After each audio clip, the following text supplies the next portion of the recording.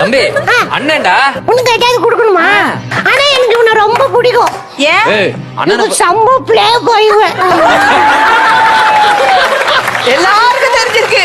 இல்ல உனக்கு தெரியுமா? பார்ட்டிசிபேட் பண்ணிருக்கா. இல்ல இல்ல நான் அப்படி சொல்லல. தெளிவா சொல்லி செல்லம். அவன் கிரிக்கெட் விளையாடுவான், ஃபுட்பால் விளையாடுவான், கோலி விளையாடுவான், அந்த மாதிரி பிளே பாய் சொன்னேன். நான் வாலிபால் விளையாடுவேன்டா. மச்சான் சொல்லு மச்சான்.